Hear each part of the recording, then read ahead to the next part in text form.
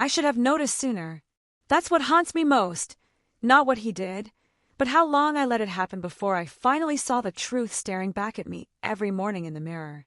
My name is Rachel Hartwell. I'm 43 years old, and for 6 months, my husband was slowly erasing me from my own life, one bedtime drink at a time. It started so innocently. Marcus would bring me chamomile tea in our favorite ceramic mug, the one with the chipped handle I refused to throw away because it was a gift from my mother. He'd kiss my forehead, tell me I worked too hard, and insist I needed to relax. And I believed him. God, I believed every word that came out of his mouth, because that's what 17 years of marriage had taught me to do. Trust became my religion, and Marcus was the altar I worshipped at. But here's the thing about trust. It's like a crystal vase. Beautiful, delicate, and once it shatters, you can never quite put all the pieces back together without seeing the cracks. If you're watching this from somewhere in the world right now, drop a comment and let me know where you're tuning in from. And if you've ever felt that creeping sense that something in your life isn't quite right, that the person sleeping next to you might be a stranger wearing a familiar face, then you need to hear the story. Check the description box below for more stories like this. Stories that remind us we're not alone in our darkest moments, that survival is possible even when everything feels impossible. The fogginess started in late September. I'd wake up disoriented, my mouth dry as sandpaper, my limbs heavy like they were filled with wet concrete. I dragged myself through morning meetings at the marketing firm where I worked as a senior director, gulping coffee like it was oxygen, wondering why I felt like I'd been hit by a truck when I'd supposedly slept 9 hours. My colleague Jennifer noticed first. "Rachel, are you okay? You look, I don't know, out of it," she said one Tuesday, her brown eyes filled with concern as we stood by the coffee maker. I laughed it off. Stress, I told her. The Henderson account was killing me. Maybe I needed more exercise, better vitamins, a vacation, any explanation except the one that was actually true, that the man I'd married in a garden ceremony in Asheville, North Carolina, the man who'd held my hand through 2 miscarriages and my father's funeral, was systematically drugging me every single night. The memory lapses came next. I'd find texts on my phone I didn't remember sending. Once, I discovered I'd apparently ordered $300 worth of kitchen gadgets from some late-night shopping network. When I asked Marcus about it, he just smiled that patient smile of his, the one I used to find comforting, and said I'd been really excited about a spiralizer. A spiralizer? I didn't even like vegetables that much. "You were talking about making zucchini noodles," he said, wrapping his arms around me from behind as I stared at the shipping confirmation. "You were so happy about it, honey. Maybe you're just tired. Maybe I was just tired." That became his favorite phrase. Maybe I was just tired when I couldn't remember watching the season finale of that show everyone was talking about. Maybe I was just tired when I found bruises on my arms I couldn't explain. Maybe I was just tired when I woke up one morning in a nightgown I didn't recognize, tag still attached, my own pajamas nowhere to be found. But the human body is smarter than we give it credit for. Some primal part of my brain, the part that evolved to keep us alive, to sense predators in the darkness, started screaming warnings I couldn't quite hear yet. I'd find myself wide awake at 2 in the morning, heart pounding for no reason I could name. I'd catch myself watching Marcus when he didn't know I was looking, studying the familiar planes of his face like they belonged to a stranger. The real turning point came on a Thursday in early March. I'd been feeling particularly awful that week, more disoriented than usual, my thoughts scattered like leaves in wind.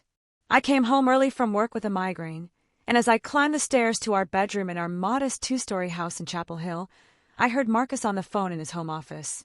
His voice was low, careful, the way people talk when they're trying not to be overheard. I paused on the landing, my hand on the railing, some instinct telling me to be quiet. I know, he was saying. "It's taking longer than we thought, but it's working." She barely remembers anything anymore. Her boss called me last week asking if she was okay, said she seemed confused in meetings. My blood turned to ice water. The words didn't make sense, not at first. My brain tried to twist them into something innocent, some conversation about a colleague or a friend. But deep down, in that primal place where truth lives before we rationalize it away, I knew. I knew he was talking about me. I backed away slowly, my heart hammering so hard I thought he'd hear it through the walls. I made it to the bedroom, closed the door with trembling hands, and sat on the edge of our bed, the bed we'd shared for nearly 2 decades, and tried to breathe through the panic rising in my throat like bile. That's when I started paying attention, really paying attention. And once you start looking for the truth, you can't unsee it. It's like those optical illusions. Once someone points out the hidden image, you can't understand how you ever missed it in the first place. I noticed how Marcus always insisted on making my tea himself. How he'd get irritated if I said I wasn't in the mood, pressing the warm mug into my hands with that concerned expression that used to make me feel loved. I noticed how carefully he watched me drink it, how he'd linger in the bedroom until I'd finished every drop. I noticed that the fogginess was always worse on nights when I drank the whole cup, and marginally better on the rare occasions when I'd gotten distracted and left half of it on the nightstand. The pieces started falling into place with a clarity that made me physically ill. This wasn't happening by accident. This was deliberate, calculated, sustained. My husband, Marcus Hartwell, the man who coached Little League on weekends, who did the New York Times crossword every Sunday morning, who cried at our wedding, was drugging me. Systematically. Intentionally. For months. But why?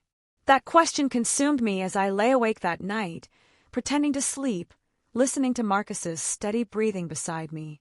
Why would someone do this to a person they supposedly loved? What could he possibly gain from turning me into a confused, forgetful shadow of myself? I didn't know yet, but I was about to find out.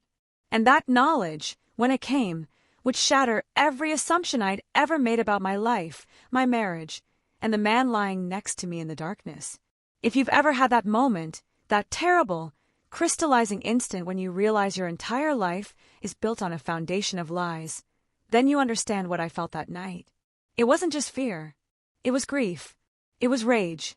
It was the death of every future I'd imagined and the resurrection of a woman I didn't know I could become. But I'm getting ahead of myself. The real story, the one that still makes my hands shake when I think about it, was just beginning. And it would get so much worse before it got better. I just didn't know yet that Marcus wasn't working alone. The hardest part about pretending everything is normal when your world is collapsing is remembering to breathe at regular intervals. Did you know that? When you're terrified, your breathing changes, becomes shallow, quick, and people notice. So I practiced. Standing in the bathroom at work, staring at my reflection in the fluorescent lighting, I time my breaths. In for 4 counts. Hold for 4, out for 4. Make your face neutral. Make your face smile. Make your face look like the face of a woman whose husband isn't poisoning her every night. For 3 weeks after I overheard that phone call, I played the role of oblivious wife. I drank the tea Marcus brought me. I pretended the fogginess was normal. I smiled when he asked how I slept. But I started doing something else too. Something he didn't notice because predators never expect their prey to develop teeth. I started documenting everything. Every strange symptom, every memory lapse, every conversation that fell off. I kept a detailed journal hidden in my gym bag because Marcus had never been interested in my workouts. I started recording the times he gave me the tea, what the mug looked like, how I felt afterward.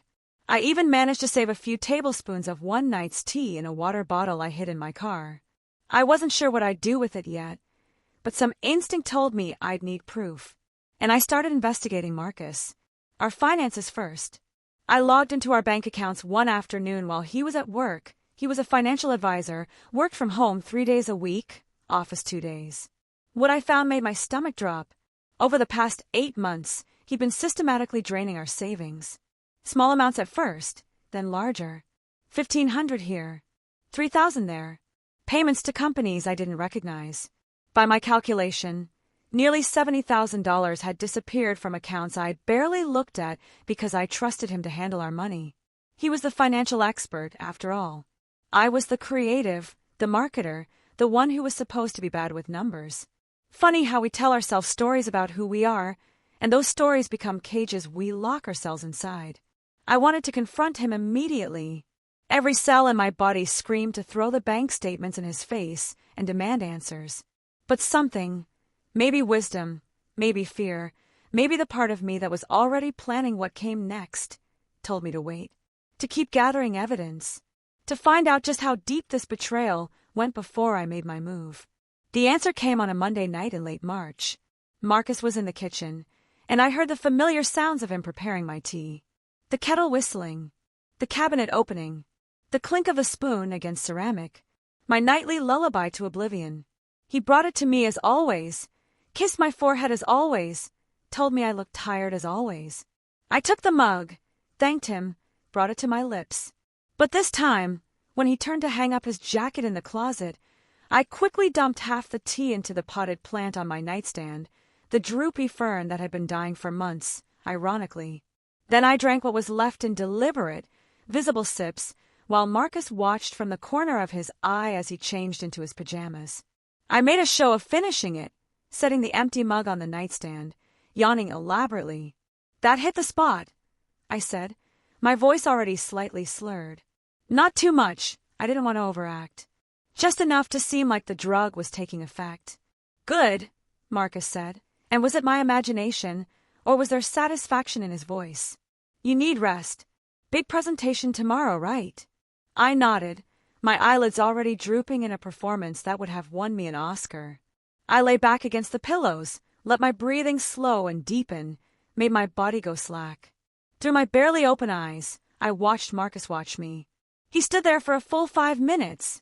I counted, just staring at me like a scientist observing an experiment. Then he left the room. I heard his footsteps on the stairs, heard him moving around in his office. And I waited.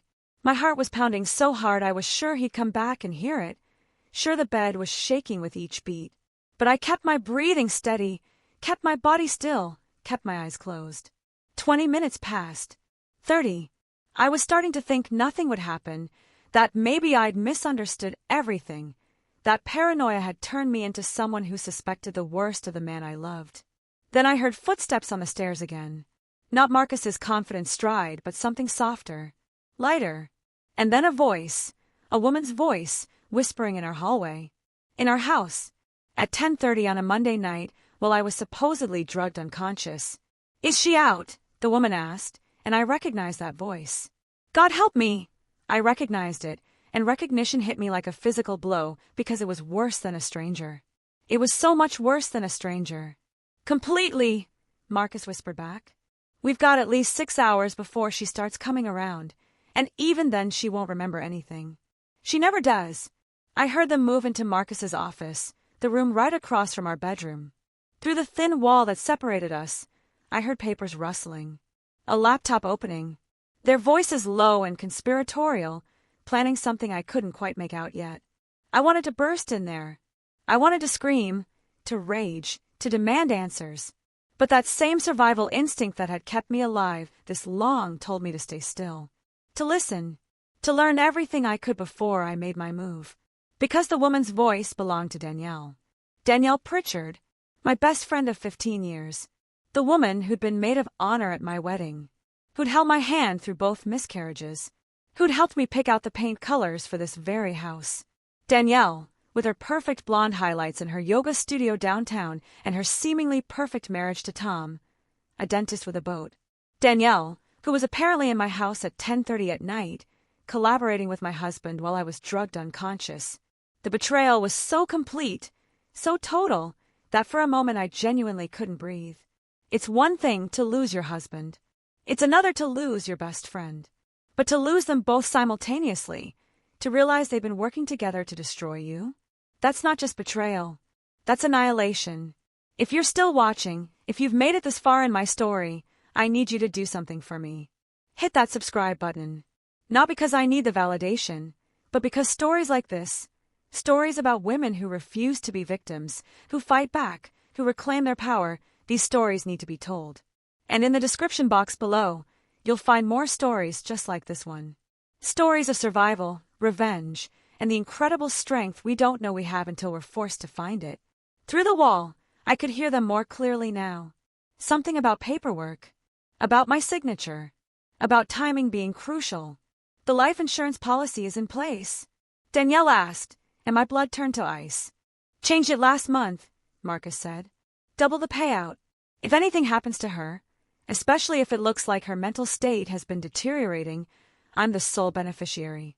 $500,000. And the medical records? I've been documenting everything. The confusion, the memory loss, the erratic behavior at work. I've even got her therapist, Dr. Morrison, convinced she might be in early-stage dementia. She's only 43, but with her family history. He trailed off, and I heard papers shuffling. It's all building the right narrative. Dementia. He was setting me up to look like I had dementia. That's why he'd been so insistent I see Dr. Morrison, a neurologist he'd recommended after I complained about the memory issues. Dr. Morrison, who was probably in on this too, documenting my decline for whatever endgame they had planned. And the life insurance. $500,000. They were planning to kill me. Not immediately, they were too smart for that. But eventually, once they'd established the proper paper trail, once my dementia had progressed enough that my death could be explained away as tragic but unsurprising. This wasn't just betrayal. This was premeditated murder. What about the house? Danielle asked. Once she's gone, we can finally be together properly. Tom's already agreed to the divorce. He thinks I'm leaving him for someone I met at the studio. The house is in both our names, but with her mental incompetence documented, I can petition for full control. Then it's ours. There was a pause, and when Marcus spoke again, his voice was softer, intimate. Ours, Danny. Finally. No more sneaking around. No more pretending. Just you and me, and the life we should have had from the beginning.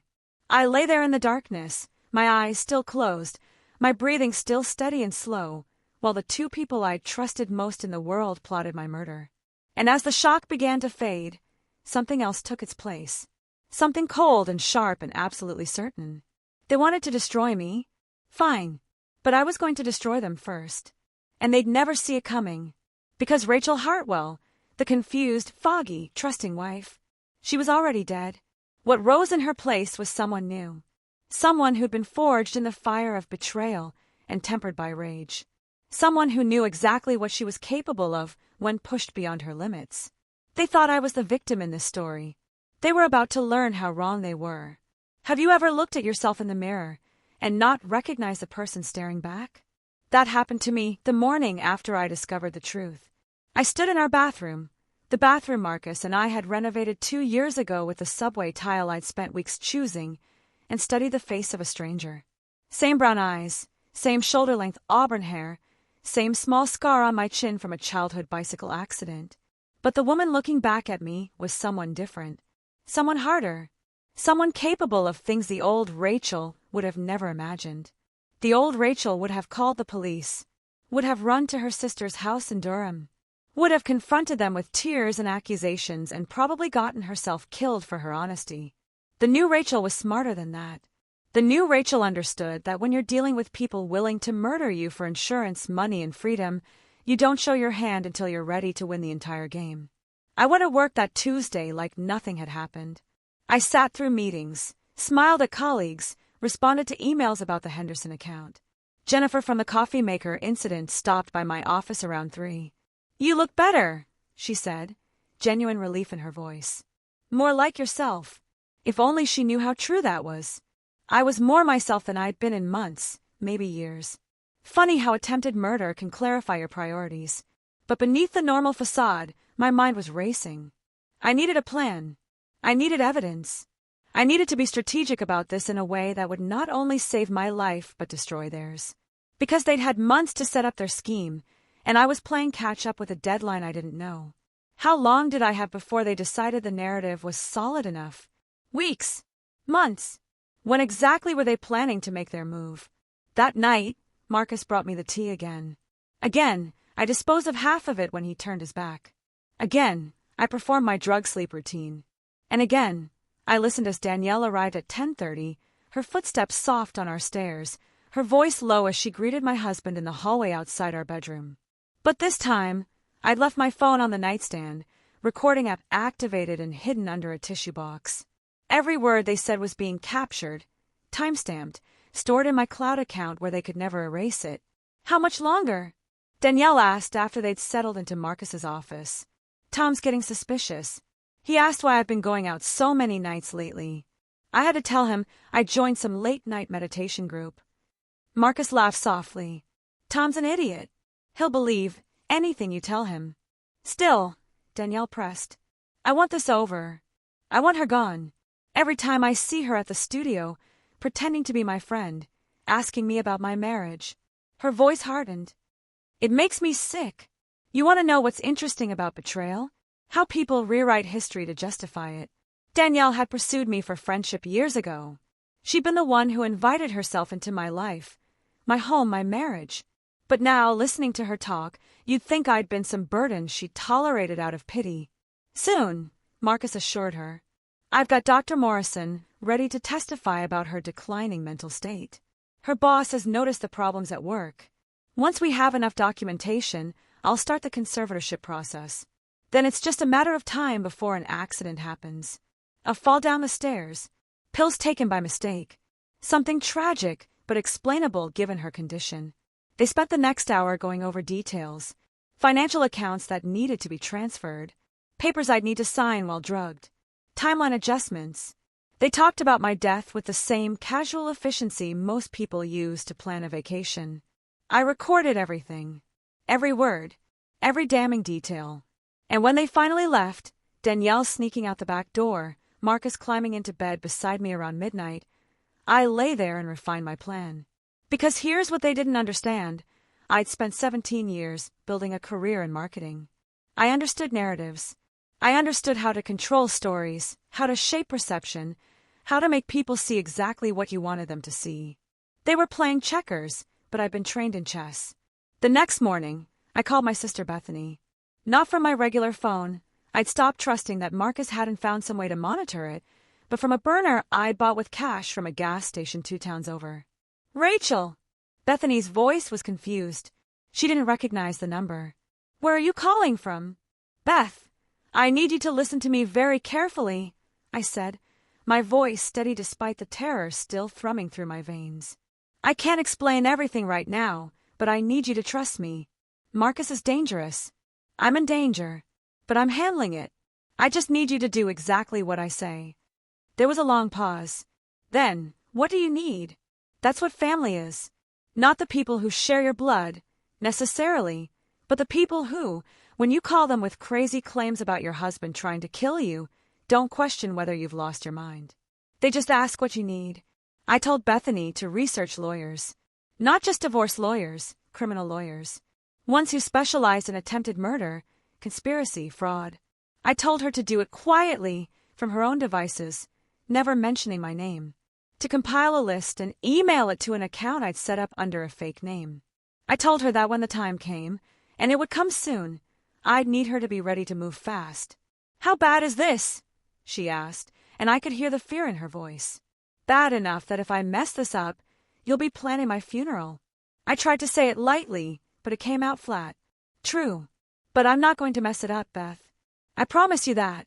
Over the next 2 weeks, I became a woman living 2 lives. In one life, I was Rachel Hartwell, the confused and declining wife, drinking her nightly tea, acting foggy and disoriented, playing the part they expected. In the other life, the secret one, I was a woman at war.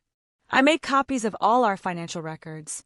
Every account, every transaction, every suspicious withdrawal.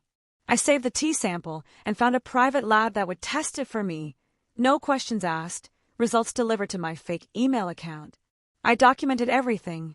The recordings, the dates, the times, the patterns. I built a timeline of my own, one that would hold up in court. And I hired a private investigator. His name was Dean Kovacs, a former police detective with a reputation for discretion and results. I met him at a coffee shop in Raleigh, an hour from Chapel Hill, somewhere I knew Marcus and Danielle would never go. Let me get this straight, Dean said after I'd laid out the entire story. He was in his 50s, gray-haired and solid, with the kind of face that had seen everything and wasn't easily shocked. But even he looked unsettled. Your husband and your best friend are drugging you, draining your accounts, and setting you up to look incompetent so they can kill you for the insurance money. That's correct.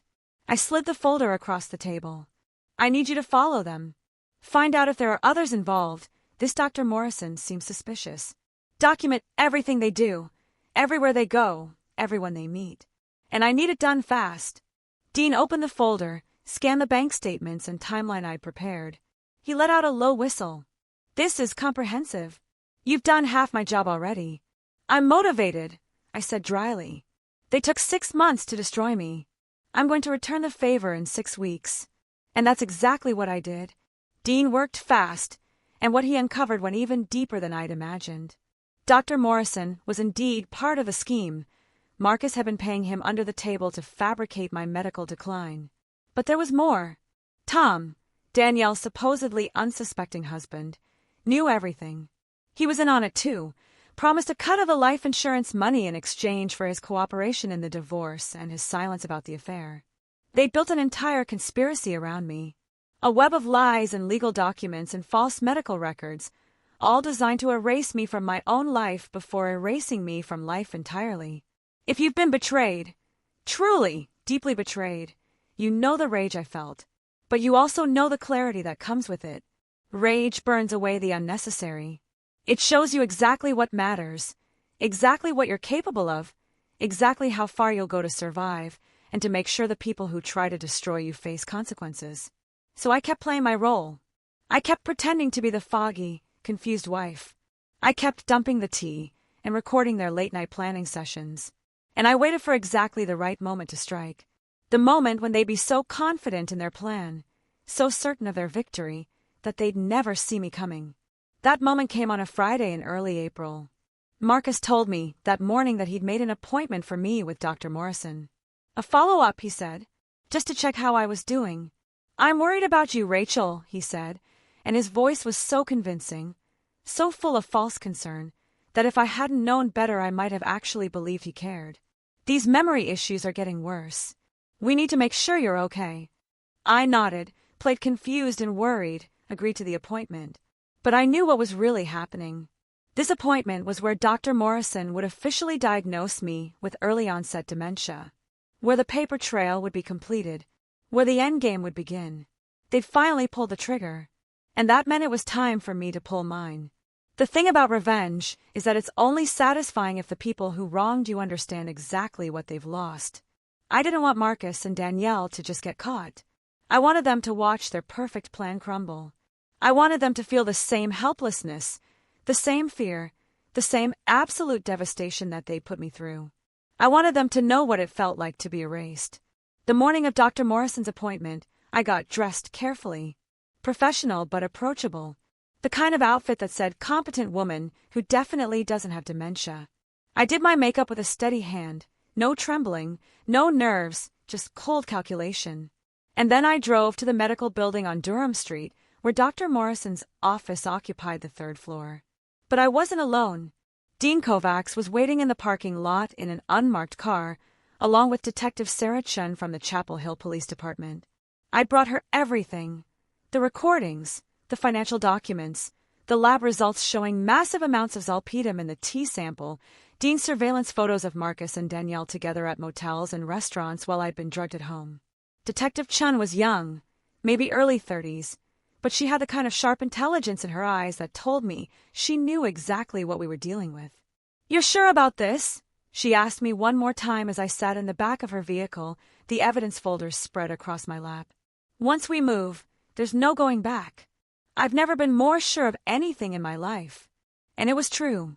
Every cell in my body was singing with certainty. "Okay then." Detective Chun checked her watch. "Your appointment is in 15 minutes. We'll wait for you to go in, give it 10 minutes for Dr. Morrison to incriminate himself, and then we move. You've got the wire." I nodded, touching the small recording device hidden under my blouse. This wasn't just about getting Dr. Morrison on tape. It was about getting a real-time recording of him participating in the conspiracy, being actively complicit in the fraud. I walked into that building with my head high, took the elevator to the 3rd floor, checked in with the receptionist who smiled at me with practiced sympathy. "Poor Rachel Hartwell," her expression seemed to say. "So young to be dealing with memory loss. If only she knew." Dr. Morrison called me back within 5 minutes. He was in his late 50s, with silver hair and wire-rimmed glasses, the kind of doctor who projected benevolent authority. The kind you'd trust implicitly. The kind who could destroy your life with a signature on a medical form. "Rachel, how are you feeling?" he asked as I settled into the chair across from his desk. His office was all warm wood tones and medical degrees on the walls. "Trust me," every detail said. "I'm a professional. Honestly, not great. I said, channeling the confusion I'd been faking for months. The memory issues are getting worse. I lost 2 hours yesterday. Just gone. Marcus is really worried. Dr. Morrison nodded sympathetically, making notes on his tablet. That must be very frightening for you. Let's talk about what we're going to do to help you manage this condition. Condition? I let my voice tremble. What condition exactly? He looked up, and there was something in his eyes. Satisfaction, maybe, or anticipation. Rachel, based on the tests we've run, the symptoms you've been experiencing, your family history, I believe we're looking at early-onset Alzheimer's disease. It's rare in someone your age, but not unheard of. The good news is that with proper medication and care management, we can slow the progression. Care management? I whispered. What does that mean? It means you're going to need help. Support. Someone to make medical and financial decisions for you as the disease progresses. Has Marcus discussed conservatorship with you? And there it was. The trap fully sprung. I let tears fill my eyes. Not hard, given the rage burning through my chest. He mentioned it. But I'm not that bad, am I? I can still work, I can still. Rachel. Dr. Morrison leaned forward, his voice gentle and absolutely damning. You need to face reality. Marcus has been documenting your decline for months. Your employer has expressed concerns. You're becoming a danger to yourself and potentially others. The kindest thing, the safest thing, is to let people who love you take care of you. People who love me. Like the husband who'd been drugging me nightly. Like the best friend who wanted me dead so she could live in my house with my husband. I stood up, and Dr. Morrison's face shifted slightly, a flicker of concern that I was becoming agitated. Probably something else he could add to his fraudulent notes. But I smiled. A real smile, maybe the first genuine one I'd had in months. You know what, Dr. Morrison? I don't think I need this appointment after all. His brow furrowed. Rachel, you can't just... Actually, I can. Because here's the thing. I don't have Alzheimer's. I don't have dementia. I don't have any cognitive decline whatsoever. I pulled out my phone, pulled up the recordings app, and played back his voice from 30 seconds ago. Marcus has been documenting your decline for months. Dr. Morrison went pale. What are you? I'm documenting too. See, that's the funny thing about conspiracies. Everyone thinks they're the smartest person in the room until someone smarter comes along. I headed for the door, then paused. Oh, and Dr. Morrison? You might want to call your lawyer. You're going to need one. I walked out of that office, past the confused receptionist, down the hallway, and straight into Detective Chen's arms. Literally, because my legs were shaking so hard I could barely stand. The adrenaline, the terror, the absolute relief of it finally being over was overwhelming. You did perfect, she whispered. We got everything. And then we went to get Marcus and Danielle. The police arrested Marcus at our house. Dean had already briefed Detective Chen on his schedule. Marcus would be home, probably preparing my nightly dose of zolpidem and chamomile tea, getting ready for another evening of drugging his wife while his mistress came over to plan my murder. I watched from Detective Chen's car as they brought him out in handcuffs. I told her I wanted to see it, needed to see it. Marcus looked genuinely shocked, his face pale with confusion. He saw me sitting in the vehicle and his expression shifted, understanding, then fury, then something like fear. Good. Let him be afraid. Let him feel a fraction of what I'd felt. They picked up Danielle at her yoga studio downtown. According to Dean, who was there, she actually tried to run, made it halfway down the block in her Lululemon and Nikes before they caught her. Tom was arrested at his dental practice, Dr. Morrison at his office. All of them, every single person who'd conspired to destroy me. The media loved the story. Local woman outsmarts murder plot, the headlines read. Wife turns the tables on husband's conspiracy. My face was everywhere for a few weeks, which was uncomfortable but necessary. Because I wanted everyone to know what Marcus had tried to do. I wanted his reputation destroyed the same way he tried to destroy mine. The trials took months. Marcus, Danielle, Dr. Morrison, and Tom were all charged with conspiracy to commit murder, fraud, attempted poisoning, and about a dozen other crimes that the district attorney piled on. Dean Kovacs' surveillance footage was damning. The recordings were damning. The lab results, showing the zolpidem in the tea, were damning. The financial records, showing the systematic draining of accounts, and the life insurance policy change were damning. There was no defense they could mount that wouldn't make them look worse. Marcus's lawyer tried to claim I was unstable, that I'd fabricated everything out of paranoid delusions. But the evidence was overwhelming. You can't argue with chemical analyses and time-stamped recordings of people explicitly plotting murder. The hardest part, and if you stayed with me through this whole story, you deserve to know the truth, wasn't watching them get arrested or testifying at trial. It was the quiet moments after. The nights I'd lie in bed alone in our house, my house now, legally, and remember what I thought we had. The mornings I'd wake up and instinctively reach for someone who was never really there. Because here's what nobody tells you about betrayal on this scale. You don't just lose the people who hurt you. You lose your past. Every memory gets rewritten. Every happy moment becomes suspect. Was he ever really smiling at me, or was he already planning how to kill me? When Danielle hugged me at my father's funeral, was she genuinely comforting me, or already seeing me as an obstacle to be removed? You lose your ability to trust your own judgment. If you could be so wrong about the two people closest to you, how can you trust yourself about anything? The answer, and it took me a long time to learn this, is that you can't let their betrayal steal your future the way it stole your past. You have to rebuild. Slowly. Carefully. With better materials this time. Marcus got 23 years. Danielle got 18. Dr. Morrison got 15. Tom got 12 for being an accessory after the fact.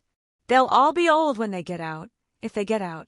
And I'll be living a life they tried to take from me. I kept the house. Redecorated every room. Painted over the colors Danielle helped me choose. Replaced furniture Marcus picked out. Made it mine in a way it never was before. I got promoted at work. Turns out when you're not being systematically drugged, your performance improves dramatically. Jennifer and I became real friends, the kind where you tell each other the truth even when it's hard. And I started therapy. Real therapy, with a doctor I've vetted extensively, someone who had no connection to Marcus or Danielle or anyone in their orbit. Dr. Lisa Patel helped me understand that what happened wasn't a reflection of my worth or my intelligence. Predators are good at what they do. They're skilled at finding vulnerabilities and exploiting them. That's not a failure on the victim's part. It's a testament to how good the predator is at wearing human skin. About a year after the arrests, I got a letter from Danielle. She'd found religion in prison, apparently, and wanted to apologize. Wanted me to understand that she'd been lost, confused, led astray by Marcus's manipulation. Wanted forgiveness. I read the letter once. Then I burned it in my fireplace and watched the ashes float up the chimney. Some things don't deserve forgiveness. Some betrayals are so complete that the only healthy response is to let the person who hurt you disappear into irrelevance. Marcus never apologized. Never even tried. The few times our lawyers communicated during the legal proceedings, his message was always the same. That I'd ruined his life, that I'd overreacted, that if I'd just gone along with things, everything would have been fine. That's the thing about people like Marcus. They never actually believe they did anything wrong. Even faced with undeniable evidence of their crimes, they find a way to make themselves the victim. It's everyone else's fault. They were driven to it. They had no choice. It would be almost funny if it weren't so pathetic. I'm 45 now. 2 years since that Friday in April when I walked into Dr. Morrison's office wearing a wire and walked out a woman reclaiming her life. I date sometimes, cautiously, carefully, with boundaries I enforce like steel walls. I probably drink too much coffee and not enough water. I stay up too late reading thriller novels, appreciating them in a way I never did before because now I understand what it feels like to be the protagonist fighting for her life. And sometimes, late at night when I can't sleep, I think about that version of Rachel who drank the tea without question, who trusted blindly, who was slowly being erased by the people who claimed to love her. And I mourn her a little, even though I know she had to die for me to survive. But mostly I'm grateful.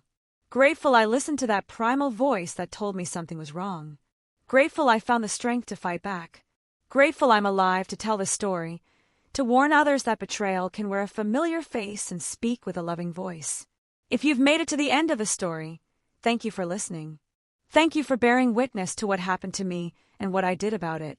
And if you're going through something similar, if someone in your life is making you doubt your own reality, making you feel foggy or confused or not quite yourself, please listen to that voice inside you that knows something is wrong. Document everything. Tell someone you trust. Get out before it's too late. Your life is worth fighting for. You are worth fighting for. Don't let anyone, not a spouse, not a friend, not anyone, convince you otherwise. Check the description box below for more stories like this. Stories of survival, of women and men who refused to be victims, who fought back against impossible odds and won. Because these stories matter. They remind us that we're stronger than we think. That we can survive what we thought would destroy us. That sometimes the person who saves us is ourselves.